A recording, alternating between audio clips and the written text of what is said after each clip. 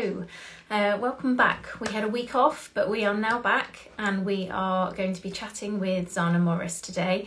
And our previous live was on hacks to sort of stay or to get in shape fast.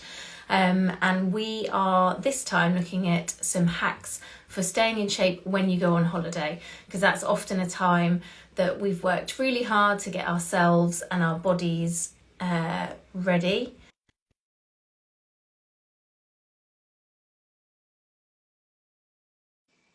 Hopefully it will go through. So yeah, we get ourselves ready for holiday, and then we go on holiday and it all goes out the window. So Zana Morris is here today to chat with us. Hi Zana. Hello, hello, hello. So I'm just explaining that we all work really hard to get ourselves in shape and ready for our holidays, and then we go on holiday and it all completely goes out the window. And yes, we have lots of fun, but sometimes it actually doesn't do us good, does it? Because then we come back and we really need that reset. And I'm saying this from personal experience, having been on holiday last week and had a blowout, not done my normal routine, not taken my supplements, eaten kind of what I've wanted when I've wanted, and it's taken its toll, I think, a little bit on my body. Yes, it's so true. I've worked with clients for decades now, and it's exactly that. You get so set up for it, and you can be in brilliant shape. And I don't just mean in terms of how you look, but in terms of how you feel. Yeah. And then exactly that, you can go on holiday and Yeah, just goes out the window. Yes, well, yeah. we talked through some of the hacks yesterday when we had a little chat, and I fell foul to most of them. So I think we should try and share some of your knowledge so that next time I'm more prepared and people are. So we've looked at about 5 hacks that will Yeah. help us to stay in shape and sort of focus. So the first of which is Yeah. breakfast. So I think it's important, just as we're beginning, and I'm about to kick into the breakfast, just to say a holiday is about enjoying yourself. It is. So this isn't about bringing a really tight regime with you. Mhm. It is exactly as you say, Lou. It's hacks. It's little things you can do that can then make all the difference in the world. So it is still about enjoying your holiday, please. Important. So yes, the breakfast. What we're going to go through today, many of you will have heard before. This isn't going to be new, but it might just give a little slant on it. And as exactly as you say, these hacks are going to make a big, big difference. The breakfast, right. I'm always saying this, get the breakfast right. The breakfast being the first meal of the day. If you spike your insulin in the morning, so if you have a high sugar breakfast, now this happens whether you're on holiday or not on holiday, it tends to be up for the day. So it almost becomes irrelevant what you do for the rest of the day, because the insulin's very high and your body's more likely to convert everything as fat. So if you can get the first meal right, your insulin is going to be more steady throughout the day. So from a shape point of view, that's always better. B, you'll find your ghrelin, which is a hormone that jumps in after the insulin, is less likely to be jumping up and down, which in English means you're not going to suddenly be craving sweet things or feeling hungrier. Right. So get the first meal right. It's really simple. If you're in hotels, hotel breakfasts, you can almost always get yogurt and fruit, or you can get Yeah. eggs, and you can sometimes get smoked salmon or meats or cheeses. Just stay clear of the pastries as Right. much as you can. Just get that first meal right. If you don't feel like a breakfast and you just want to go straight to, because I'm aware there's an incredible temptation when you're paying for the breakfast to eat it. Mhm. You don't have to. It's bad enough you're paying for it. Now you're going to pay for it twice, because you might eat food you don't need or want. Absolutely no good whatsoever. So you'll be paying for it that way too. So no, just because you paid for it doesn't mean you need to eat it. But if you feel obliged to, then go yogurts, fruit, eggs. You don't have to cut right back. Mhm. Or if you're going to be on a type of holiday where you can have a lovely lunch out and a lovely evening meal out, then don't bother with the breakfast. Just go straight for Yeah. lunch, and have a clean run through. But just get that first time of the day. And the other advantage of getting the breakfast is an easy one to control, even if you're on holidays with lots of friends, Mhm. family, that kind of thing, where people want to do one thing or the other. Most people don't mind too much what you do for the breakfast. They can tend to leave you in peace. So it's a Yeah. really easy one to go. Yeah. Yeah. So you're able to control it without it necessarily like controlling the group or the family, but yeah, or Yeah. taking away from the holiday. It doesn't, and if you really are going to have two good meals, a lunch and an evening meal, why not just go for a swim while everyone else is having their breakfast? Yeah, yeah. And I guess if lots of people are doing intermittent fasting as well, you're used to not having breakfast, and then Yeah. suddenly you go on holiday and you start eating this big breakfast. Your body's a bit like, oh, I don't know And what you to wonder do. why you don't feel so well. Yeah, Exactly. You don't need it. Just because it's included, it doesn't mean you have to have it. yeah, yeah. This is exactly me last week. This is we should have had this the week before, and then I'd have been more controlled. Um, Snacking. That's another thing on Yes. holidays that you tend to, grab an ice cream or, think about having something extra. The crisps on holiday always Mm. taste different. What should we do about snacking? The Well, again, I mean, the fast answer, of course, is just don't. I have with clients an 80-20 rule for holidays. So you're on holiday. You are on holiday. We get that. You've worked hard for it. You need it in many cases. So do enjoy it. When it comes to snacks, my view on it is most of the things when you think about snacking on a holiday, it's either having an odd ice cream or there's crisps with a glass of something at some point in the middle, Yeah, that kind of thing. My view in snacking is just don't have it as a snack. Have it as the kind of added to. So if you really feel like the ice cream, have it with your evening meal as a dessert. hmm So you don't have to avoid it completely, just have it at a different time. But do avoid snacking if you can. And back to the 80-20 rule there. 80% of the time, just be good. So for most of the holiday, don't snack. If once or twice, 2 days on it, you decide I'm having an ice cream and I want it, have it. You are on holiday, but try and keep it to 20% of the time, maybe 2 days out of 8 rather than every day. So if yeah, you can avoid it, and again, this is back to the rule that we're always talking about. The goal here is to keep the insulin nice and steady, not to spike the ghrelin so that you're not craving, so the energy levels aren't affected, so your body doesn't go into that kind of almost fat storage mode. And the trouble with snacking is it's like an insulin shot you're giving yourself. yeah, So try not to do it, just add it to the meal where yeah. possible. Okay. Quick point there. Sorry, I'm going back to Tracy. Breakfast thing. Sorry, I'm just jumping That's into all. this. Tricky. I don't have breakfast, but husband has huge breakfast, leaves lunch and waits for dinner. Yes. Now that's where you've probably got to see if, because the breakfast and dinner is a bit like the lunch and dinner, if there's any way for you to just match to coincide those two meals. So have the breakfast instead of the lunch kind of thing, and then the dinner, that would work. But I do appreciate, yes, when you've got holidays and people driving in different directions, there can be a bit of compromise that has to come into play. Yeah. And it is different. It does sort of, your whole routine changes, doesn't it? I mean, I will always eat breakfast on holiday, but I will never eat breakfast at home. So I don't know why I completely. I think it's just because I think I'm on holiday. I just have Oh, breakfast. back to the second point you said that we were saying there about the snacking. I realized in my late 20s that I walked into an airport and decided I needed a treat just Yeah, by walking into the airport. I mean, what has an airport got to do with that going to get some chocolate at something? I mean, it's yeah, got nothing whatsoever. yeah, And I had to, once I realized it, I stopped it. yeah, But you just sort of tagged the two together. So, yes, you yes, don't have to have breakfast if you don't normally have it. yeah, And you don't need to snack or graze. yeah. No. Well, the one that is going to be difficult is alcohol. She says. Now Stop. you think it's best to try and avoid that lunchtime drink in But particular. okay, let's be honest here. I mean, we used to have in the gyms, the favorite question, which was, what alcohol can I drink, or what's the best one? There is no good one. Yeah, Clearly, in a perfect world, you wouldn't have any. I'm not as foolish to think that we're going to all be going on holidays and not drinking. So we're going to park even that, the idea of that. So yeah. it is a kind of a case of control, really. Mhm. And again, we're tying back to the same things we always loop back to, which is what's going to spike the insulin and what's going to keep it steady. Now, the trouble with alcohol, from the insulin and shape point of view, is not the alcohol itself, it's what the alcohol is within. So, wine is fruit juice, effectively, Mhm. and so on and so forth. So, there's three reasons I don't like alcohol at lunchtime. I mean, apart from the obvious, it's just not good for us. But apart from the obvious, you're on holiday, you're relaxing, of course, and I get it. Trust me when I say I get it. I Yeah, do get it. I really do. Um, you're spiking insulin at lunchtime. That glass of rosé or so with the lunch meal. Now you're giving an extra spike at lunchtime, which could make you feel hungry in the afternoon and also kind of get the insulin up for the afternoon. It's harder to get it back down. So it's similar reason as to why we want to get the breakfast right. We want to keep the alcohol out of the lunchtime. The second is people make silly decisions when they've had a glass or two.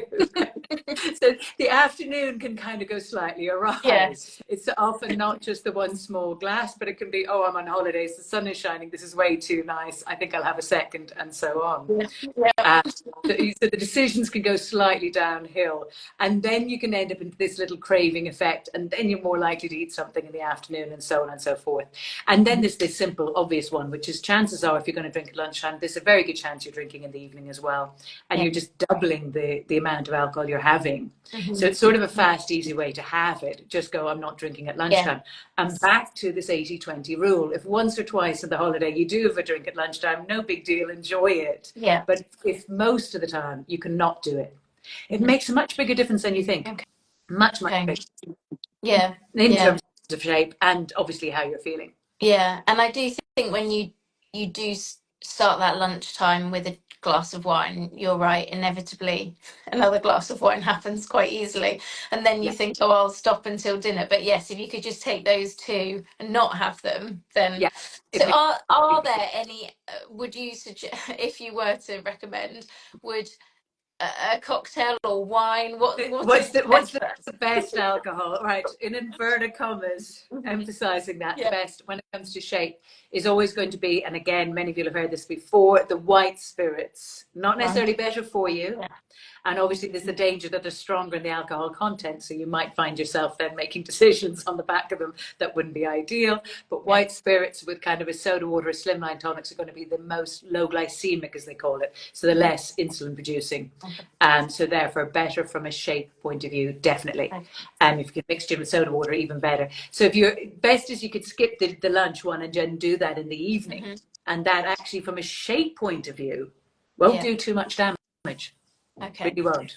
Okay, good. Right, good to know. Exercise. For me, I was sort of explaining to you, when I go on holiday, I don't exercise. I'm not someone that takes their trainers with them to do a morning run. I'm quite happy, I enjoy exercising at home, but I'm just quite happy to have a break when I go on a holiday. But is there little things that I could do, bit like the exercise snacking that we spoke about previously, that would just help support me during the day so that I've not done nothing? Any movement. You sort of got out of bed, had breakfast when you wouldn't normally, gone onto the beach, lay on the beach, and then went up and had lunch with some wine, and come back and come onto the beach again. That is my holiday. Definitely is. For those who aren't on active holidays, now some will be going on active holidays, and that's a whole other ballpark. In which case, that's a completely different conversation, and I mean that. Yes, that obviously time and again would come up, particularly from the gyms, because you'd have all these clients training 5 or 6 days a week coming up to their holiday and then doing nothing. Now, there's never any harm to have a bit of a break if you're training very regularly. There really isn't. A week's break from a gym is not good. If anything, it might do the body good if you've been training very hard beforehand. It can do it. Honestly, it's not a bad thing. That said, from a shape point of view, it's back to exactly the same as before, that little exercise snacking, as they like to call it. Seriously, if you're on a beach holiday and the weather is lovely and warm and you're going to be in the water, simple as, in inverted commas, I'm describing it as a sprint. It's not a sprint. You literally go into the water where you're slightly out of depth and knees up to your chin type of thing, where you're almost like you're jogging with the knees as high, kind of knee ups, quite frankly. And you'll find you work your abs, your legs get nice and tired, you get out of breath. Do it for about 30 seconds to a minute. Now, assuming you can swim and you're quite relaxed in the water, obviously don't try these things if you're not a strong swimmer. But quite frankly, you could do it in the water. As in with your feet coming from the ground, because it's just that push against the water. You've got this lovely resistance. But equally, the things like the squats, where you get up just at the end of your bed, you can do squats. You just sit up, stand down on against the bed or against a countertop. Lots of press ups for a minute or so would make all the difference in the world. Even if it was only once a day, it'd make a big difference. Okay, so just trying to do something to get your heart rate up. A quick walk down the beach, maybe, that sort of thing. Exactly. So you have the lighter ones where you can just go for your lovely beach walks and all. I mean, gosh, who's going to say no to that? Fabulous. But the short ones do give that hormonal hit. They're like a sprint, and they really hit the tummy fat. Those shorter blitzes. So like the minute of squats, the minute of press ups, or if you're in the water and you want to do the knee up kind of ones, where you really can feel your heart rate going up. And you can do it as interval training. You could do as many as it takes to get your heart rate up, pause for a minute, do as many again. Yeah. Or you could just go, right, I'm doing 100 of Yeah. these, Yeah. and off you go. Yeah. And that, you weirdly, you'll even feel your stomach having engaged in it. Okay. Good to know. Avoid bread, you have said. Now, when we talked about it, it did really make me think. It is so strange that we would never sit down for our meal at home and have a couple of slices of bread before we start. But yet we go on a holiday and lunch, dinner, we'll always happily have slices of bread with normally butter for me.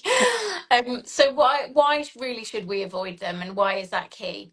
Why is it? Well, again, now bear in mind here, we are talking about staying in shape or potentially getting into better shape while you're on holiday, but certainly not losing ground and all the hard work you put into things. Oh my goodness. Weirdly, I said this beforehand, I'm saying cautiously what I'm about to say next. Weirdly, a handful of crisps would probably be better than the bread. Right. The trouble with the bread, you're looking at this lovely big starchy carb, and most cases you can get lovely white fluffy warm bread that just tastes delicious, but all it's going to do is give you a lovely big insulin surge. Yeah. And it's going to give you the surge before you even, so your insulin's going to shoot up before you even get to the meal, so to Yeah. speak. It is just the fastest way I know to add a little inch onto the tummy. And it's not like people enjoy it that much. Yeah. Like really, you're almost better off having the ice cream afterwards and enjoying it. Yes. Yeah. Yeah. And it's, for most, they don't miss it when they stop it. No. They really don't. No. Again, I'm emphasizing here, you're on holiday, relax, enjoy it. Play with the 80-20 rule. So if maybe once or twice you had the bread and then don't have it any other time, Yeah. then that will make a big, big difference. But just having it before meals, and particularly in some cases, as you say, it's lunch and evening, it's just unnecessary. It's unnecessary calories, but worse. It's unnecessary insulin hit. Yeah. It's a filler. Yeah. It's a fast way to put on belly fat. Yeah. Yeah. And if when you're going away, which of our, like, the supplements that we take? Because last week I forgot to take my magnesium, and I love my magnesium at night time. But I didn't realize quite how much I loved it until I forgot to take it. And I was finding that I wasn't sleeping through. I did suffer from cramp. I mean, I was skiing, so I was being physical anyway, which can cause it, but I was suffering more with cramp. I had a twitch in my eye, and I honestly, I really noticed a huge difference. And now I've come back and I'm back on it again, and I'm sleeping through. I'm feeling much better. So which supplements do you really think we must take on holiday with us? I So years ago, when I was in my 20s and 30s, I most of the time rarely took any supplements because I always forgot to take them, quite Yeah. frankly. Yeah. So I sort of stopped worrying about it. But I have to say, in the last sort of decade or so, there's two I tend to bring with me all the time, and it's the magnesium and it's the chill pill. Fun enough. And you might think, well, you're on holiday, why would you need the chill pill? Well, I still like my coffee, and more importantly, I still like to get a good night's sleep in a bed that may or may not be as comfortable as I'd like it to be, in an environment that may be slightly, kind of different. Sometimes you fall asleep brilliantly in a lovely big comfy bed. Other times it's not quite what you Yeah. planned. So for me, those two make all the difference in the world for helping the sleep. And that has a knock-on effect to everything else in the holiday, I think. True. Because when you're more relaxed the next day, it's easier to keep a nice calm eating pattern. You're less likely to have loads of coffee, then you're less likely to have loads of alcohol to counteract that later in the evening, and so on and so forth. So they're the two I bring.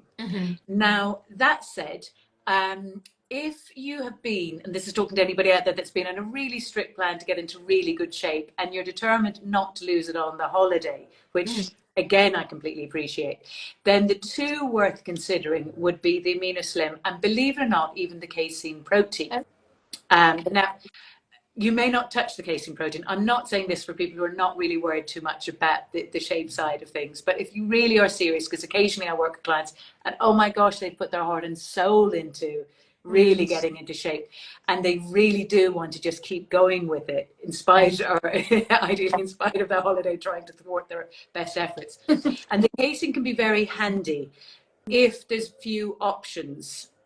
So say for breakfast, it's few options. You can literally just mix in water. You could get bottled water and just mix it. Or if you just want to get the protein intake up in the evening after the evening meal, because it can be hard sometimes when you're eating out to get it. And that carries you through to the next day, so you're not waking up hungry. It can just help carry you through. You're less likely to snack and so on and so forth. Alternatively, the Amino Slim. Now, again, the Amino Slim is trickier because, again, most people on holiday, you tend to eat later or tend to have a drink later, and that can affect that 2.5 hour gap. But if you can get the 2.5 hour gap, oh my gosh, that makes a big difference now to staying in shape on holiday. That can really work now, really work well. And often when you're on a holiday, you're going to bed later, so that you often can get the gap easier than you think, even if you're eating late. So that's where, or you just take it in the morning and then say it's still good in the morning, isn't it, on holiday? And just a quick note on that. Sorry, speaking. There's Julie. Hello, both. Is casein protein okay for diabetics? Yes. It's a very low glycemic protein, which means it's less likely to release insulin than a lot of the other proteins. Like whey protein would cause more of an insulin spike than casein. So actually very helpful. It's a particularly low glycemic protein. So casein and Amino Slim, if you're serious about staying in shape through your holiday or working on it. Chill pill, or the magnesium, as you rightly said, if you just want to kind of stay relaxed through the holiday and get the most out of it. And then the final one that's worth considering, if you're doing a skiing holiday, a really active one, take your creatine. Yes. Because it keeps your stamina up. So if you're doing a hiking one or a skiing one, take the creatine. Yeah. Really helps. Definitely, that is one I actually really should have taken last week and didn't. I used to do that when I'd go skiing, and particularly there was times when, believe it or not, running gyms, you weren't always as fit as people might think, because you spent the time running the gym and dealing with clients and not actually getting on the machines and training as often as you might like, or people might think you do. And you do some training, of course you did. I loved it, but it wasn't quite the same as you might think. And I used to find that I'd be going on these skiing holidays with friends who might be way fitter than I would be. And I'd think, oh my God. And if I hadn't been taking creatine, I'd start taking it. And it's like you got this instant fitness kick. That's the way I describe it. You were suddenly a few steps ahead than what you had been. It just keeps your endurance, keeps the stamina, helps with the muscle keeping up with it almost. Definitely.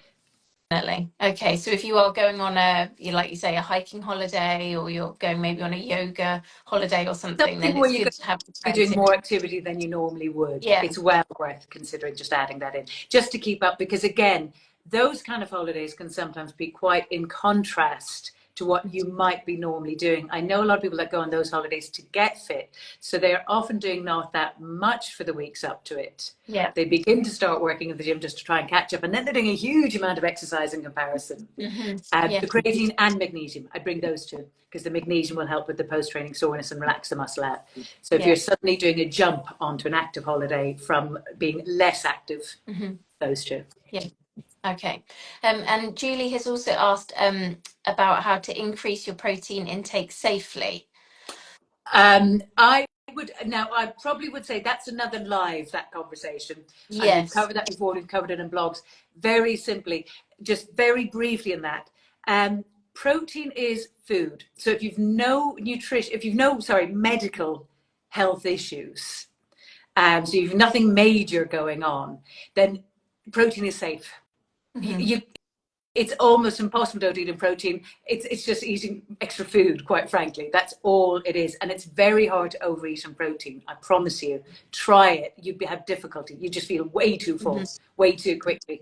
You're more likely to do yourself physical health damage for indulging on carbohydrates and sugars, which people do, particularly in the year it's called Christmas. The protein's not going to do it. So the word safe there isn't needed, and I mean that just genuinely. In terms of which forms of protein to go for, I mean, you'd literally just maybe increase some eggs or yogurt or cheese in the morning. Lunch, get some fish or anything from chickpeas to lentils, just increase those. Protein shakes are very handy. The casein protein is exactly the same as the protein you get in cottage cheese or yogurt. It's no different. It's exactly that protein without any kind of extras in it, so to speak. So again, it's just food. pop that in as a 4 o'clock kind of lift if you feel you need something at 4 o'clock, or pop it in as a dessert to an evening meal. Increase fish and meat. It's very simple to increase protein, Yeah. and all that happens is if you overeat on it, you'll just feel too full. I've never met, genuinely, in all of my years of working with clients, I've certainly never met a female client that overeats on protein. And I've never experienced anyone that overate on one that could cause a medical issue. Yeah. The worst that might happen is you get somebody who throughout their lifetime has been on a high protein diet. And all that happens in that case is they tend to look very athletic, very strong. And the only reason then I might encourage them to reduce the protein intake is if they are saying to me, I want to get smaller all round. Yeah. And in Right. some cases they're not, but if they're saying to me, I want my arms or my legs to be smaller because they're too, in their words, they might use too chunky, too big, then Yeah. I'd be like, now we reduce the protein intake back to kind of break it down. Right. We look at a different approach. Okay. So yeah. Yeah. Julie, if anyone has any questions on anything else, then obviously send us a DM, and any lives that we've done previously that cover those topics, and I can share them. Otherwise, we've got other videos that we've worked on with Zana that I can put through on any topic. So just always drop us a DM with any questions. Yes, indeed. Yes, indeed. Lovely. So yes, so back to these holiday hacks. So Yes. really the rules overall, which I find work superbly well. Now, just to be clear on these, I used to give 3 of these. I'm trying to think exactly. I think it was 3 of these to clients, and they often came back having lost more weight. And it would surprise them. They would surprise themselves. They wouldn't expect to. They genuinely wouldn't. They'd come back off the holiday going, I can't believe I've actually lost. I thought I'd have gained. Yeah. And the top 3 out of the ones we just mentioned, we used to get them to do, and I say we, myself or the trainers, would get them to do 60 seconds of squats every day. Yeah. In the morning, get up to 60. Now that could be replaced by 60 seconds of sitting on the bed, standing up, or 60 seconds of press ups, or in the water, do your 60 seconds of knee ups. And we get them to that every day. We'd banish the bread. Yeah. That would come out, and we get them to get that breakfast nice and right. So just preferably no carbs in the breakfast. No, even I'd avoid, if you could, the breads, that kind of thing. But stay with eggs. You could have bacon, you could have cheese, you could have yogurt, you could have fruit, that kind of a breakfast. Or if you're on 2 meals a day, just skip the breakfast and have a good lunch and evening meal. But the first meal, try and keep the carbs to minimum. And then the final one was avoid the snacking most of the days. Yeah. So yeah. One of the days they had an ice cream, that's not going to blow anything. And in almost every case, they'd come back having lost. Yeah. Amazing. And they'd say to me, but I had, and in those cases, and I'm just saying everything, they'd say, well, I had pasta in the evening, and I had this, and I was drinking in the evening, and I wasn't like, going to stop that. So it wasn't like they were curbing their holiday in other ways then. So it does seem to work. Yeah. Good to know. Amazing. Well, I will share this video, and if anyone has any questions, then just drop us a line and we will come back to you. We come back, and I'm just kind of having a quick glance here. There is one question which I think I can answer quickly, although I say I can answer it quickly. If you need to lose a stone of weight, do you base your protein intake on the goal weight or the actual weight? That's a really, really good question. Super question. I would base it on your current weight and do it by 1.3 grams, give or take, of protein per kilo of body weight. The reason being, you're looking to maintain, so 1.1 gram to 1.3 grams will more maintain the muscle, and it might build it a little. Now, the thing to remember with weight loss is it's fat loss you're looking for, not muscle loss. So you're not trying to lose the muscle weight as well as you go. So I would keep it on the current one. And then as it drops, you can reduce accordingly. But I'd keep it on the current one. Okay, lovely. Good, thank you. I don't think and apart from that, I think it's have a great holiday. Sorry, I'm speaking over you. Have a great holiday. Yes, if you are going away, have a great holiday, and and let us know how you get on. Lovely. Exactly. Thank you so much, Dana, and I'll catch up with you next week. Well, indeed. Brilliant. Take care. Thank You, you. everyone. Bye-bye. Bye. Bye-bye. Bye.